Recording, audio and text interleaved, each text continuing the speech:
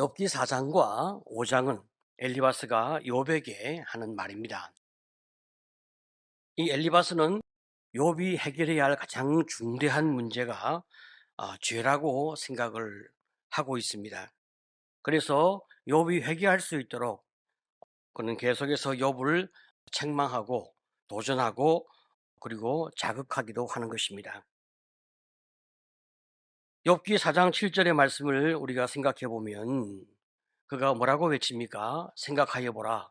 죄 없이 망한 자가 누구인가? 정직한 자의 끊어짐이 어디 있는가?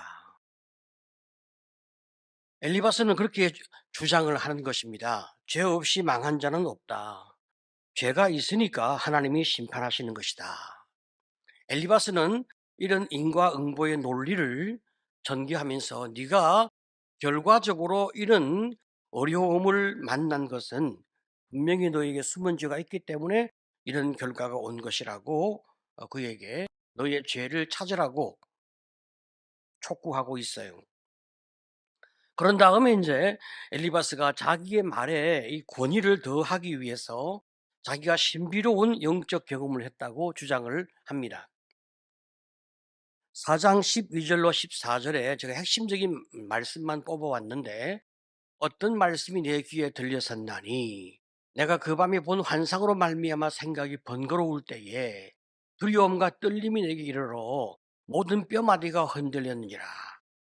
지금 엘리바스가 어떤 영적 체험을 했는데 환상 가운데 본 어떤 것이 있었다는 거죠. 그것이 무엇인지 그것이 누구인지는 분명하지 않습니다. 그런데 그 형상이 자기에게 말을 했다는 것입니다. 우리는 엘리바스의 이런 말들을 곰곰이 묵상해 보게 되면 좀 의심스러운 마음이 들게 됩니다. 왜냐하면 하나님이나 천사는 우리에게 두려움을 주는 영이 아니기 때문이죠. 성령은 우리에게 평강을 더하여 주시는 것이 성령의 특징이거든요. 그런데 우리 마음 가운데 공포와 불안과 두려움을 들게 하는 것은 일단 하나님으로부터 온 것이 맞는지 의심해 보아야 하는 것입니다. 또 엘리바스가 환상을 통하여 영적 깨달음을 얻었다면 자기에게 적용하면 되지 왜 그것을 욥에게 적용하면서 욥을 괴롭히는가? 이 엘리바스의 이 접근이 매우 비인격적인 접근인 것을 우리가 관찰하게 되는 것입니다. 또 엘리바스가 환상을 통해서 영적 깨달음을 분명히 얻었다면 그 자신에게 적용해서 자기가 회개하고 또 자기가 더 정직한 삶의 길을 걸어가면 되는데 지금 다른 사람을 괴롭히는 이런 접근은 매우 우리 하나님이 우리에게 접근하고 있는 그런 접근과는 다른 태도인 것입니다. 여러분, 신비로운 체험보다 더 중요한 것이 무엇이냐? 성경 말씀입니다.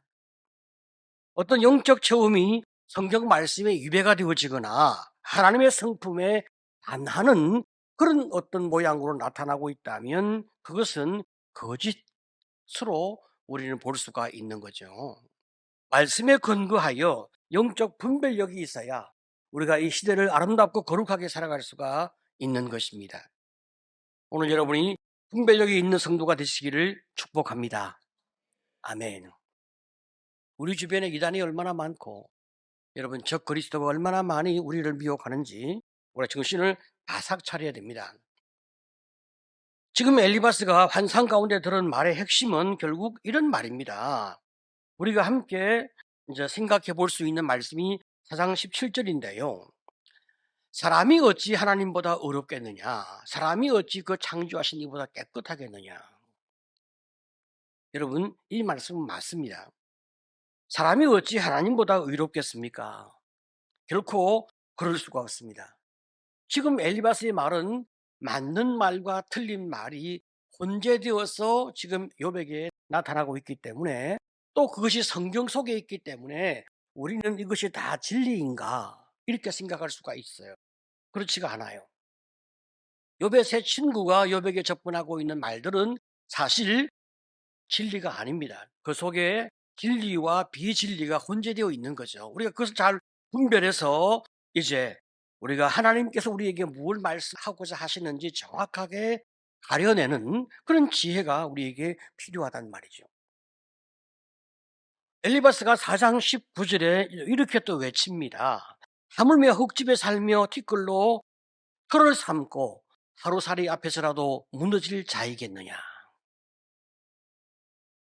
지금 이 4장 19절을 통해서 엘리바스가 우리에게 말하고자 하는 의도가 무엇인가? 여러분, 흙집이라고 하는 것은 사람의 육체를 의미하는 말입니다.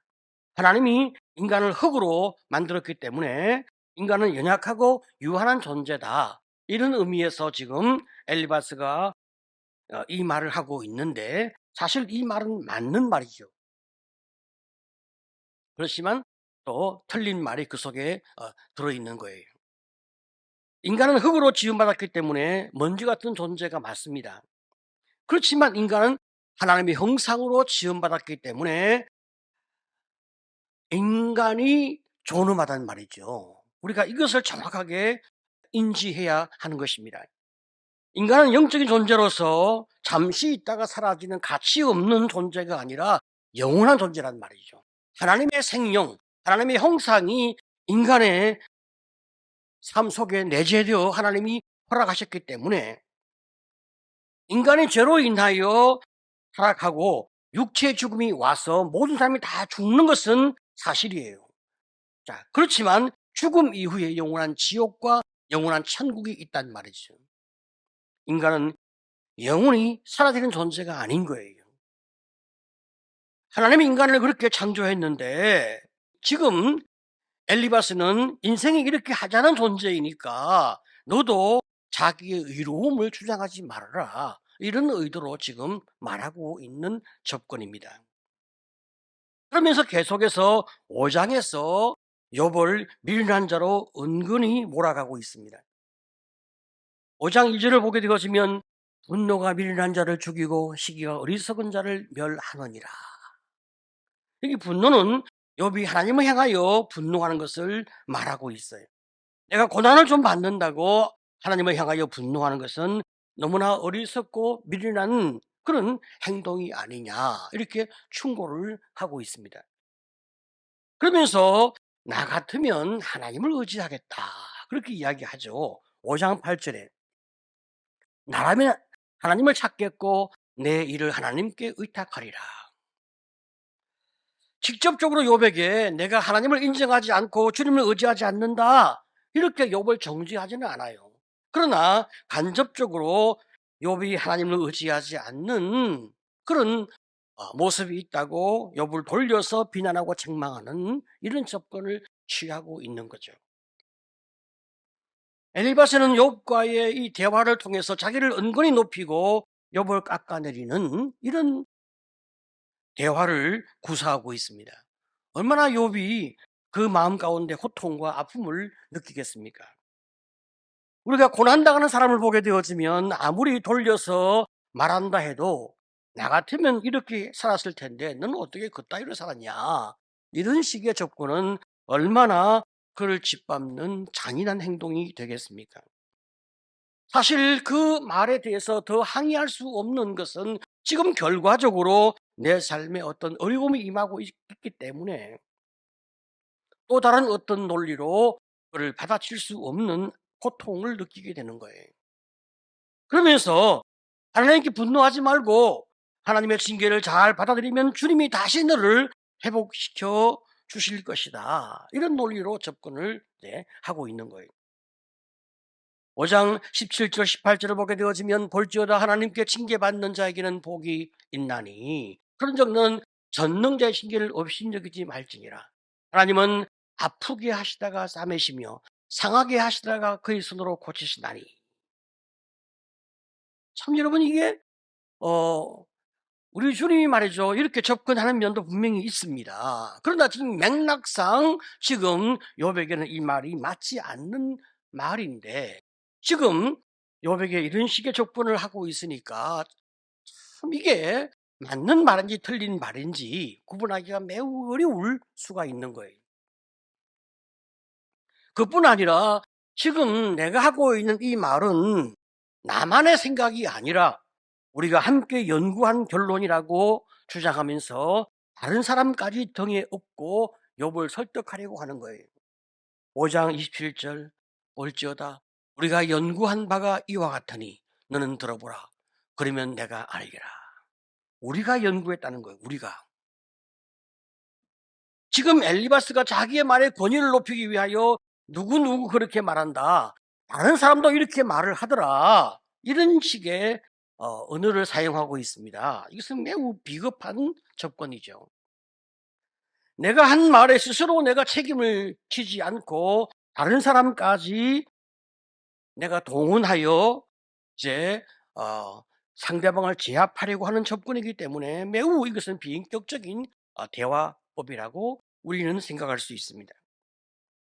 어쨌든 지금 엘리바스가 하고 있는 말은 일반적인 입장에서는 맞는 말입니다. 죄 때문에 하나님의 징계가 올 수 있어요. 또 이것은 인과응보의 보편적인 하나의 논리이기 때문에 맞는 면도 있어요. 또 회개하면 하나님께서 다시 싸매어 주시고 회복시켜 주시는 하나님의 그 성품도 있기 때문에 또 우리가 이런 면에 대해서도 우리가 사실 구체적으로 반박하기가 매우 어렵습니다. 그렇지만 엘리바스의 이 논리가 처음부터 욥에게 적용될 수 없는 논리인 것을 우리 성경이 우리에게 말하고 있는 거죠. 그 이유는 욥이 까닭 없는 고난을 겪고 있기 때문입니다. 욥이 죄가 있다면 벌써 회개했을 거예요. 그러나 그 자신도 아무리 생각해 보아도 하나님의 징계를 받을 만한 죄가 없는 거예요. 그래서 그는 자신이 고난받고 있는 이 이유를 알지 못하기 때문에 그도 괴로워하고 있습니다. 자, 그러니까 엘리바스의 이 말은 하나도 욥에게 도움이 되지 아니하고 오히려 욥을 정죄하는 논리로 접근하고 있기 때문에 욥을 더 괴롭게 하고 논리에 맞지 않는 그런 어법을 쓰기 때문에 더 분노가 마음 가운데서 일어나게 되는 거예요. 엘리바스의 주장의 핵심은 무엇이냐? 인과응보, 율법주의가 핵심인 거예요. 그러면서 이제 4장 3절로 5절을 보게 되어지면 오라 전에 내가 여러 사람을 훈계하였고 손이 늘어진 자를 강하게 하려고 넘어지는 자를 말로 붙들어 주려고 무릎이 약한 자를 강하게 하였거늘 이제 이 일이 내게 이름에 내가 힘들어하고 이 일이 내게 닥침에 내가 놀라는구나. 지금 엘리바스가 무슨 말을 하고 싶어 하는 거예요?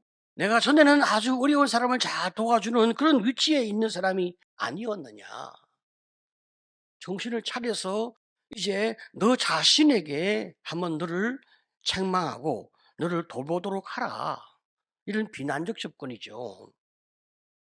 뿐만 아니라 지금 욥에게 너는 하나님도 인정할 만한 훌륭한 신앙인이 아니냐.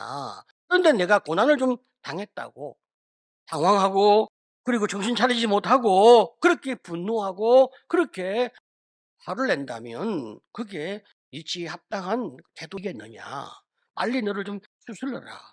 이런 이제 접근을 취하고 있는 것입니다. 여러분, 요번 말이죠. 율법주의라고 하는 것을 자기 삶에 정확하게 적용해서 그것을 철저하게 지켜나가는 완벽주의적인 신앙생활을 한 사람입니다. 그런데 엘리바스는 이 율법주의를 욥에게 더 강하게 지금 적용하고 더 강하게 율법주의로 살라고 욥에게 요구하고 있는 접근을 취하고 있어요. 우리는 이런 삶의 태도를 심리학에서는 완벽주의 혹은 강박증 이렇게 이야기합니다. 이 완벽주의는 실제로 완벽한 것이 아니라 완벽해야 한다고 생각하는 그런 강박증을 이제 완벽주의라고 이야기하는 거예요. 자, 이런 강박적인 생각 때문에 오히려 더 잘하기 위해서 긴장하고 그리고 더 많이 노력하기 때문에 오히려 실수를 유발하게 되어집니다. 완벽주의는 크게 두 가지가 많이 활용되어지고 있는데 첫 번째는 자기 중심 완벽주의가 있고 두 번째는 타인 중심 완벽주의가 있어요. 이 자기 중심 완벽주의는 스스로 자기를 완벽하게 만들어 가려고 자기를 괴롭히는 삶의 스타일을 자기 중심 완벽주의 그렇게 부르죠. 자, 그러면 타인중심 완벽주의는 다른 사람에게 완벽할 것을 요구하면서 타인을 괴롭게 하는 접근이 타인중심 완벽주의입니다. 우리가 말이죠, 우리 부모가 완벽한 부모라면 우리가 좀 그 부모 덕을 많이 볼 수 있겠죠. 그래서 우리 부모에게 더 좋은 부모가 되라고 자꾸 요구하는 그런 마음이 있어요. 우리 목자나 우리 교육자들이 아무 문제가 없는 훌륭한 지도자가 되라고 우린 자꾸만 많이 요구하는 그런 마음이 있어요. 그러면 우리가 좀 더 많은 덕을 볼 수 있기 때문에 그런 요구를 하게 되어지죠. 심지어 우리가 자식에게까지 그런 요구를 합니다.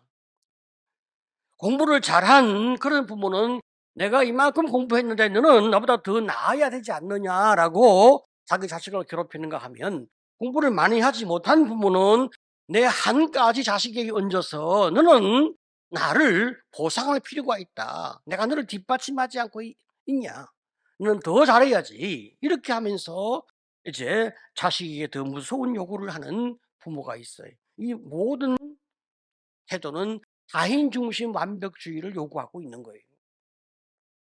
지금 욥은 자기 중심 완벽주의를 가지고 있어요.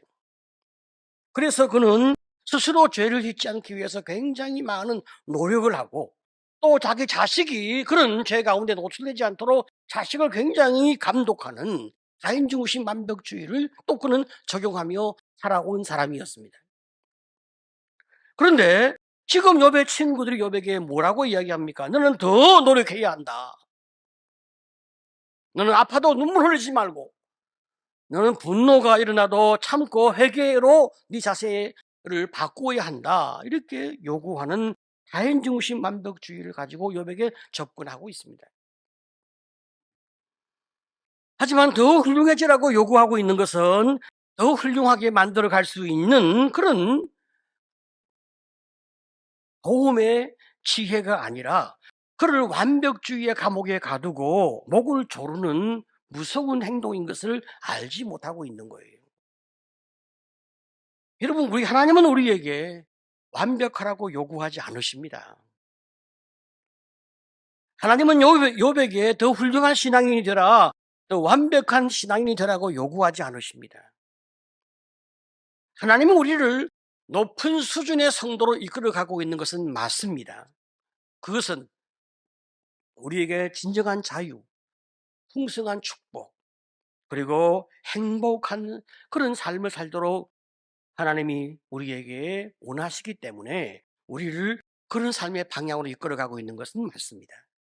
그렇지만 완벽한 사람이 되라고 우리에게 요구하시지는 않습니다. 우리 하나님은 한없는 용서가 있고 한없는 은혜가 있고 한없는 자비가 있는 것이 우리 하나님이심을 믿으시기를 축복합니다. 여러분, 우리는 다 실수가 있고 다 연약함이 있는 그런 인생입니다. 우리가 하나님의 은혜로 말미암아 구원을 받았지, 여러분, 우리가 완벽한 사람이 되어서 흠이 없는 사람이 되어서 우리의 실력으로 구원받은 사람이 결코 아니었단 말이죠. 그렇기 때문에 사람은 완벽한 사람이 될 수가 없는 거예요. 우리가 더 건강하고 더 성숙한 사람이 되기 위해서 노력하는 것은 마땅한 일이죠. 하지만 우리가 참 지속적으로 영웅적인 삶을 살아갈 수는 없는 거예요.